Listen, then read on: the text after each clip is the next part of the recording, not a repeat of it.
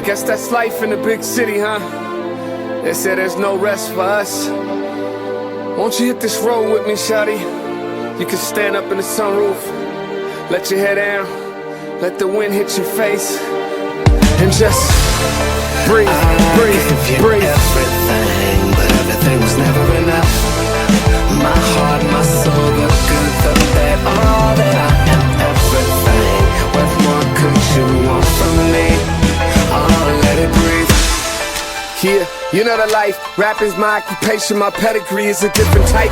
For those shaking them dice, this is theme music, 2 quarters, little bit of game. This is how we do it. Promoters is janky, pay me up front. I love the haters though, at least I know what they want. No, it's not you, it's me. That's what I tell them ladies from city to city before I set them free. The tour was lovely, but it's good to be home. Tweeting, felt like I took you all on the road. Off the plane, let's tear the city up, tell my Atlanta, Bus. yeah. Yeah. So I met a lady and she gave me her card and she said her and her husband have like a boathouse club. She was like, when you get a bike, just contact us. And it's only like $5 a month. And I'm like, $5? Yeah, so I'm trying to start a new job where I can have the money to buy me a good bike. Sure. Start all over. I was in the Knights Motorcycle Club on South Orange Avenue. Sure. And I joined the Kings and Queens Nice. Motorcycle Club. How long ago since you rode? Oh, 83. I came out of the National Guard. Okay. I'm a veteran from the National Guard. I did my basically at Fort Dix, which they closed now. I did my AIT in Indiana, Fort Benjamin Harrison, Indiana, for business admin.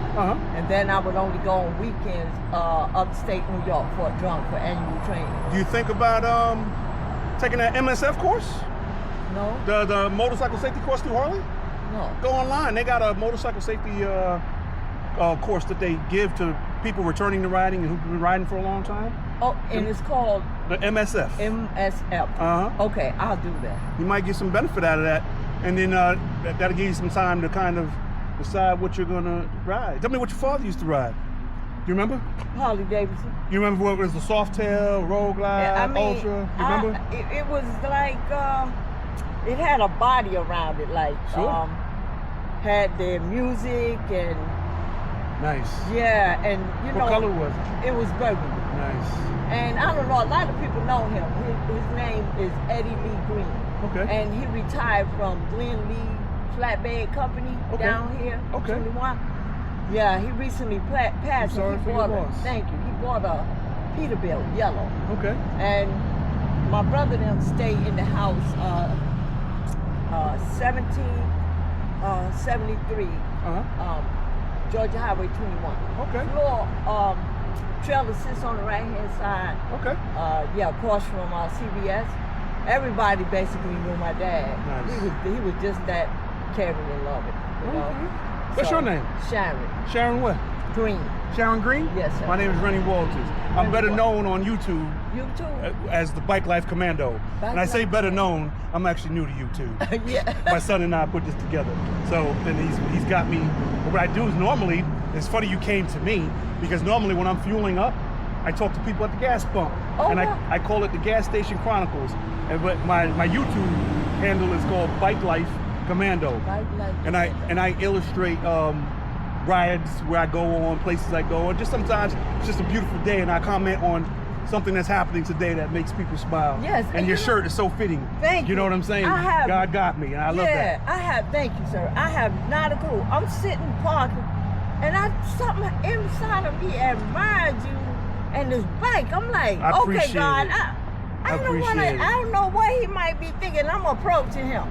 No, that made me feel good. I was having a bit of a time a little while ago, and you just made me smile because I love bike riding. I love this. This is my first Harley actually, and so I switched over to the cruising models. Like, you know, these young kids, they on the sport bikes and they do their thing. Yes. But I'm a little too old to be crotched over like that. You better say that. So this is more comfortable for me. And my brother ride. Kevin Lamont Green. He have a red bike. I think it's a Suzuki, but the bike is fast. Okay. And my other brother ride too. He got this old black bike. It's all souped up. Right.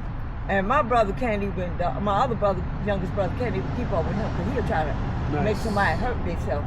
Because he take chances. They be like, I back off. He ain't gonna have me following right. Nice. Being smart. You gotta be smart when you do this thing. Yes, sir. Yeah. Yes, sir. I mean, it's great to have fun, but we gotta be responsible. Exactly. Yeah. Because the guy I was riding with in the Kings and Queens Club in Newark, he told me a story that he fell. He was going real fast down a steep grade. He lost control. He said the skin skinned off his head. Wow. Skinned off his arms and body, and he ended up having to have a metal plate in his head. But it didn't stop him from riding. We still rode together. Right. You know, and my dad taught me back in the 80s how to ride. He first had a Kawasaki 1000. Okay. Or was it a 1200? Anyway, he let me ride, taught me how to shift the gear. Push it down, pull it up, the downshift. Take my foot, push it down, pull it up. And we stop. We get off the highway and stop. I'm sitting up there, my feet still up. He said, Sheriff, what you forget? I said, nothing. He said, look down. He holding it up. Nice. Both his feet. You forgot to put your feet down. Yeah, you know, I could ride it, but the balancing it, I have to learn how to do that, and it has to be the right height. All that on my tippy toes. Yeah. Well, you know, that's a problem for a lot of people, you know, that being height challenged or whatever. But there's techniques to that, and there's like even on YouTube, there's a lady, her name is Doodle with a Motorcycle, and she's I can't remember her height, but she couldn't be no more than 5'6", you know, 5'7" maybe. And she's up in the Atlanta area, and she's been on YouTube for a long time. And so shout outs to Doodle. Yes, you know, yes. she actually gave me a lot of influence when I was deciding on buying a Harley, because she rides Triumphs, I believe. Triumph motorcycles, and that's kind of her thing. Yes. But she's been across country back and forth. And she has a whole series about how to lift up a heavy bike, and being a small woman, lifting up a heavy bike, and how to balance on tall bikes and things like that. And she does a lot of good things, offering way of advice of which way you should go. Give her a check. Her name is Doodle on a Motorcycle. Doodle on a motorcycle. Or Doodle with the motorcycle. But I think it's Doodle on a motorcycle. I'm gonna check into it because she's a light-skinned female. She may be Hispanic. Okay. And you'll see her when she pops up. Okay, because that's my problem with a heavy bike. My brother said, go on, if you could ride it. I'm heading straight for the house. I laid that bike over, the bike laying on my leg, couldn't get off. Well, she has techniques to help you lift up, because this is about, I think this is like almost 800 pounds. Okay. Right, so, and listen, I'm 250. If this thing fell over now, I've actually dropped the bike. I have to admit, I did look, there's a guy on YouTube named Rob Simmons. He teaches you how to be the boss of your motorcycle. Okay. And he tells you, if you grab that clutch and that front brake, and you're gonna fall over if you're not straight and balanced and applying proper friction and what have you. And I did exactly what he teaches people not to do. Okay. And it tipped over. I mean, I wasn't even really moving, but like, dude. And I was like, oh my gosh. And so I had to pick this thing up. And I mean, Harley will teach you in the class how to do it, but I actually used Doodle's technique. Okay. To lift it, to get it up, because it was my first time driving it. Okay. And my first time dropping it, and I was like, oh Lord. I mean, my dad was sitting on the porch when he was alive, and he was like, Sharon, are you crazy? I said, well, I'm not scared of the bike. No. And I want to ride. My brother said, go on and get on it.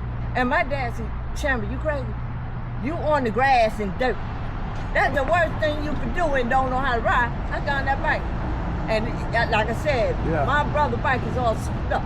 I was heading straight to run into the house. Sure. I leaned that bike over, and it was on my leg. I couldn't get up. My brother had to come pick that bike up off me. I've done that in my 20s. I laid down a Ninja one time.